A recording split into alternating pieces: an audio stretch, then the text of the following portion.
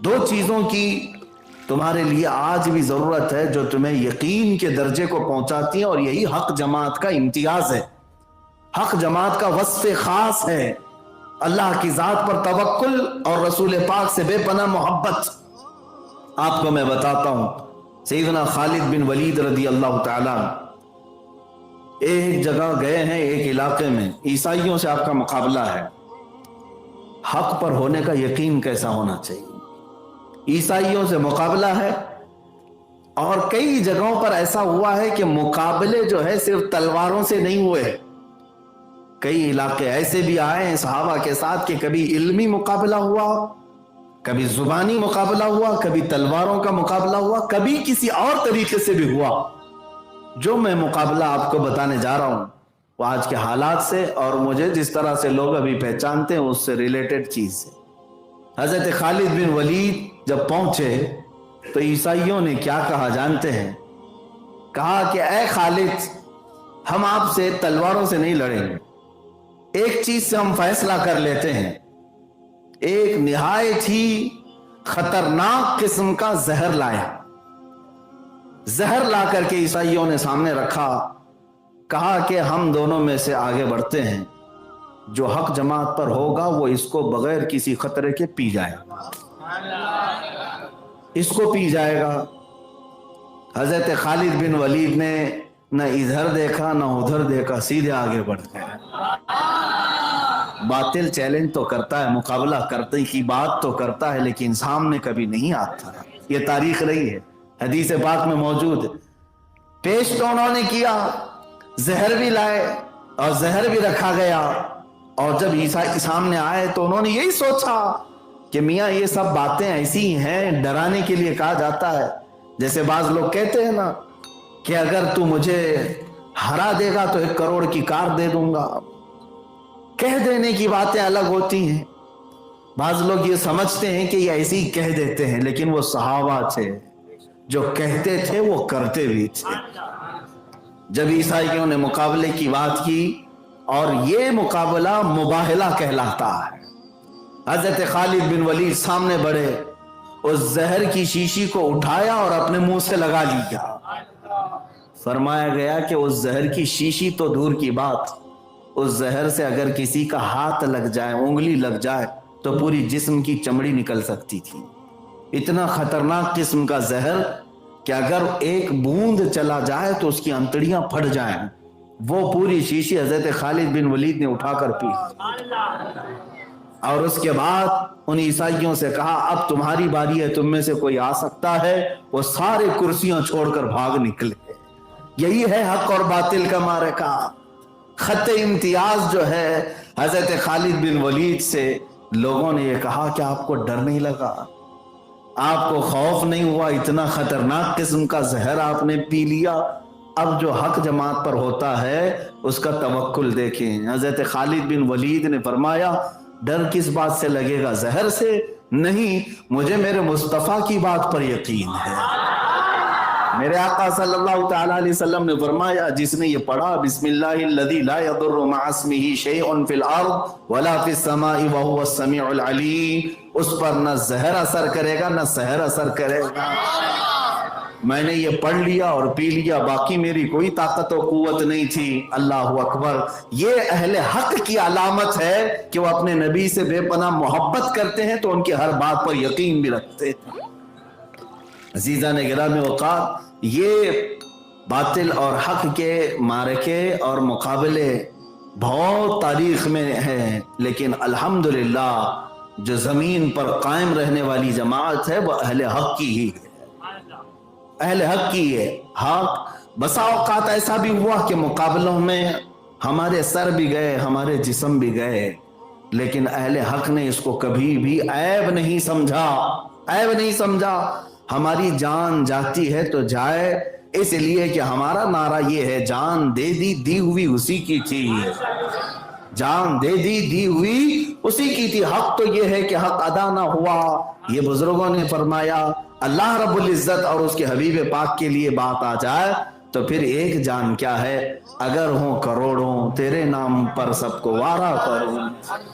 मेरे अजीजों, सैयदना खालिद बिन वलीद रज़ियल्लाहु ताला अन्हु की बात नहीं, अहले हक का जो यकीन है ना, जो तवक्कुल है, वो बहुत आला दर्जे का है, आला दर्जे का।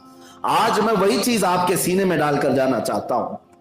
आपको जब ये यकीन है कि इस्लाम ही सच्चा है, मेरे नबी की जात ही सच्ची है, तो फिर याद रखना हर खतरे से तुम निपट सकते हो, आंधियों का रुख मोड़ सकते हो, तूफानों के मुंह को मोड़ सकते हो, लेकिन यकीन हो कि मेरा दीन सबसे सच्चा है और मेरे नबी की जात सबसे सच्ची है, और अल्लाह रब्बुल इज्जत पूरी कायनात का पैदा करने वाला है, उसी के दस्ते कुदरत में सारी मिल्कियत है।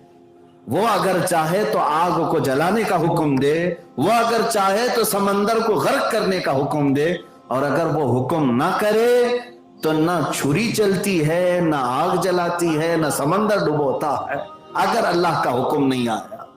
बाज लोग ये कहते हैं कि ये चीजों की फितरत है, जैसे आग की फितरत है जलाना, छुरी की फितरत है काटना, पानी की फितरत है गर्क करना, हम भी मानते हैं ये इन चीजों की फितरत है, लेकिन इनके अंदर तासीर देने वाला होत कौन है? अल्लाह रब्बुल इज्जत है। आग के अंदर गर्मी की तासीर अल्लाह रब्बुल इज्जत ने दी, छुरी को काटने की तासीर अल्लाह ने दी है, पानी को गर्क करने की तासीर अल्लाह ने दी है, और अगर वो रब्बे जुल जलाल ना चाहे तो ये चीजें कुछ नहीं असर कर सकती, कुछ नहीं है। इसकी मिसालें हमारे पास मौजूद है। हवाएं मैं आपको बताऊं, वो तो जहर उन्होंने पी लिया सैयदना खालिद बिन वलीद, और फिर उसके बाद एक दो नहीं कई साल तक बाहयात रहे। जहर ऐसे पिया जैसे शरबत पिया, और ना उनके जिस्म पर कोई असर आया और ना ही कोई खतरा कभी लाहिक हुआ। हजरत खालिद बिन वलीद का ये मामला था।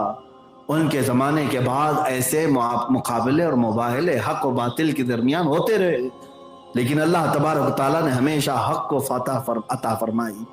वो वाक़या भी आपके सामने रखता हूँ कि हम दूर क्यों जाएं, हिंदुस्तान की सरजमीन पर सुल्तानुल हिंद मोइनुद्दीन गरीब नवाज रज़ियल्लाहु तआला जब अजमेर की सरजमीन पर आपका बोलबाला था, और कुफ्फार और मुशरिकीन ने उस वक्त भी आपके लिए बड़ी मुसीबतें खड़ी कर रखी थी, क्या क्या चीजों से नहीं परेशान किया, पानी बंद करके परेशान किया, आपके ऊपर आग फेंक करके, कभी पत्थर बरसा करके, कभी जादू के जरिए से बहुत सारे हमले करके उन्हें देखा कि हक जमात को पनपने ना दिया जाए, लेकिन वो कुछ नहीं कर सके।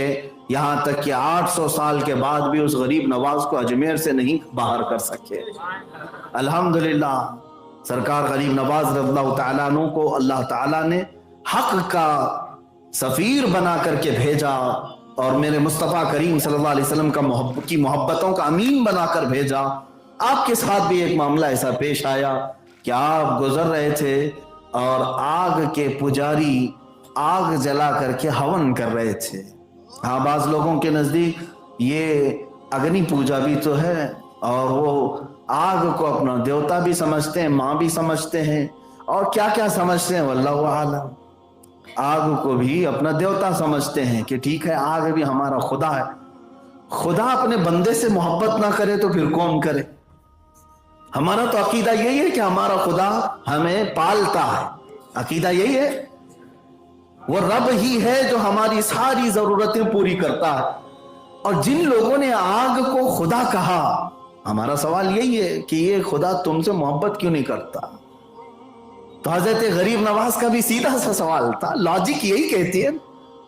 आग की पूजा करते हुए बैठे हैं, काफी देर से हवन चल रहा है, तो उस पंडित के सामने हजरत गरीब नवाज ने ये कहा कि ये खुदा है तुम्हारा, कितने साल बरसों से ये जल रहा है, इसको बुझने नहीं दिया, हमने बुझने नहीं दिया, रात भी दिन भी ये जारी ही रहती आग।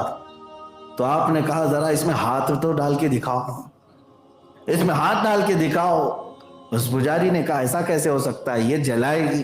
कहा फिर वो तुमको ही जलाती है तो खुदा कैसे?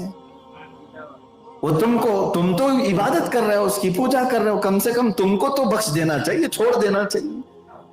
उसने कहा मियाँ ये सब बातें मत करो, इसकी तासीर यही है कि ये जलाए, आग की फितरत है वो जलाती है, हम तो उसकी पूजा करते हैं, हम तो उसकी इबादत करते हैं। हजरत गरीब नवाज रज़ियल्लाहु तआला अन्हु ने फरमाया फिर ये कैसा खुदा है जो तुम पर भी रहम नहीं करता, मेरा खुदा तो मुझ पर रहम फरमाता है। میرا رب مجھ پر رحم فرماتا ہے، میں بھوکا ہوں تو کھلاتا ہے، میں کمزور ہوں تو طاقت دیتا ہے۔ ہمارا یقین یہی ہے، اللہ رب العزت ہے۔ میں بیمار ہوں تو صحت وہ دیتا ہے، میں اگر اندھا ہوں تو مجھے اجالے وہ دیتا ہے۔ ہمارا یقین یہ ہے، اور تم تو ہاتھ ڈالنے سے بھی گھبرا رہے ہو، ہاتھ ڈالنے سے بھی گھبرا رہے ہو۔ قسم رب ذوالجلال کی، اگر کسی نے ہم سے کہا اگر تو اپنے رب کی بارگاہ میں سجدہ کرنے کو حق سمجھتا ہے تو کیا تیری گردن پر میں چھری رکھ دوں؟ اگر کسی نے مجھ سے بھی یہ کہا، انشاءاللہ العزیز ہم یہ کہیں ایک چھری کیا 1000 چھری رکھو سجدے میں، ہمیں منظور ہے، اس لیے کہ ہم نے اپنی جان بھی اللہ ہی کے لیے رکھی ہے اور دی ہوئی اسی کی ہے۔ تو آگ اگر خدا ہے تو اسی میں اگر ہاتھ ڈال کر کے جل جانے میں کیا فرق پڑتا؟ لیکن ڈر بھی تھا، خوف بھی تھا انہیں۔ اور اس کے بعد کہا یہ درویش آیا، یہ فقیر آیا ہے، منطقی باتیں اور فلسفی باتوں سے ہمارے پجاریوں کو بہکا رہا ہے۔ اس پنڈت نے کہا اچھا تم جو اس طرح سے فلسفی باتیں منطقی باتیں کر کے ہمارے لوگوں کو گمراہ کر رہے ہو تو کیا تمہارا یقین نہیں ہے کہ آگ جلائے گی؟ آگ نہیں جلائے گی؟ حضرت غریب نواز نے کہا اگر میرا مولا نہ چاہے تو نہیں جلائے گی، میرا رب نہیں چاہے تو نہیں جلائے گی، تیرا تو ڈائریکٹ خدا یہی ہے۔ تو اس نے کہا کہ تم ہاتھ ڈال کر کے دکھاؤ۔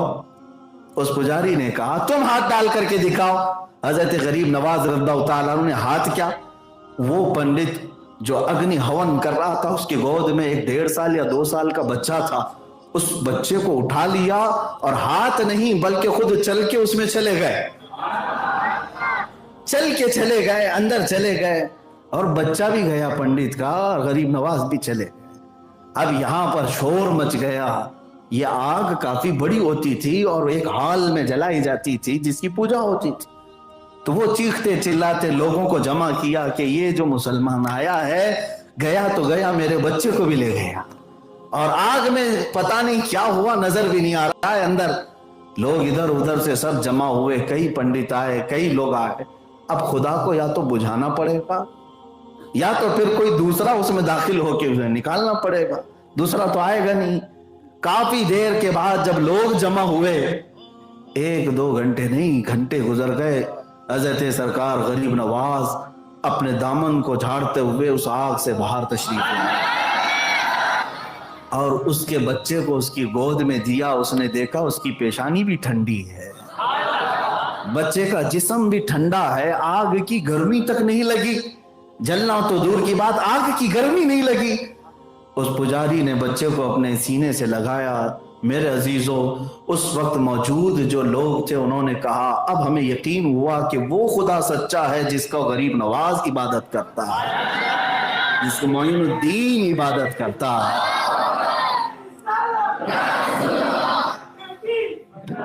عزیزان گرامی وقار، یہ حضرت غریب نواز رضی اللہ تعالیٰ عنہ کے سلامتی کے ساتھ باہر آنے کے بعد اب ایک سوال میں یہ کرتا ہوں، یہاں لگے ہاتھوں میں ایک بات عرض کر دیتا ہوں۔ حق و باطل کے درمیان معرکہ ہوا، مقابلہ ہوا، اور جب امتحان کی بات آئی تو اللہ نے فتح ہمیشہ اہل حق کو عطا فرمائی، اہل حق کو عطا فرمائی۔ اب حضرت سرکار غریب نواز رضی اللہ تعالیٰ عنہ باہر تو آئے، ایک سوال تو بنتا ہے، ایک سوال تو یہ بنتا ہے کہ آپ اللہ کے ولی تھے، کوئی یہ کہتا ہے، اگر کوئی یہ کہے آپ اللہ کے ولی تھے، فنا فی الرسول تھے، عطائے رسول تھے، آپ گئے آگ میں اور اللہ نے آگ کی تاثیر کو ختم کیا اور نہیں جلایا، واپس آ گئے، لیکن بچہ جو گود میں تھا وہ تو پنڈت کا تھا، وہ بھی صحیح سلامت آیا۔ میرے عزیزو، اب یہاں پر ہم ان منکرین وسیلہ کو جواب دیتے ہیں جو کہتے ہیں وسیلہ نہیں لینا چاہیے۔ ظالموں، یہاں بتانا یہی مقصود ہے کہ بچہ چاہے کسی کا ہو، یہ دیکھو کہ دامن کس کا لگا ہوا ہے۔ غریب نواز کی گود سے اگر کسی اور کا بچہ بھی لگ جائے تب بھی اللہ تعالیٰ اسے آگ سے محفوظ کرتا ہے۔ یہی تو ہمارا عقیدہ اہل سنت و جماعت کا، اور اسی بنیاد پر ہم بزرگوں سے قریب ہوتے ہیں اور ان کے درباروں سے وابستہ اسی لیے ہوتے ہیں۔ ہم نکمے صحیح لیکن ہمارے سرکار، ان کے ہمارے آقا یہ بڑے بلند مقامات والے ہیں۔ اعلیٰ حضرت نے بھی تو یہی فرمایا، کیسے آقاؤں کا بندہ ہوں رضا، کیسے آقاؤں کا بندہ ہوں رضا، بول بالے میری سرکاروں کے ہیں۔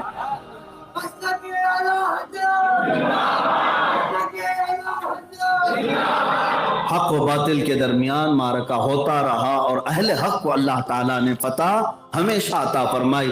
میرے عزیزو، سرکار غریب نواز رضی اللہ تعالیٰ عنہ کے اس واقعے کے بعد اور کئی مثالیں ایسی موجود ہیں، لیکن ایک بات یاد رکھنا، ہمیشہ اہل حق کو اللہ نے جو سربلند کیا، ان کے اندر جو وصف تھا، جو خاصیت تھی، وہ اللہ کی ذات پر توکل، اللہ کی ذات پر یقین اور مصطفیٰ کریم صلی اللہ علیہ وسلم سے بے پناہ محبت۔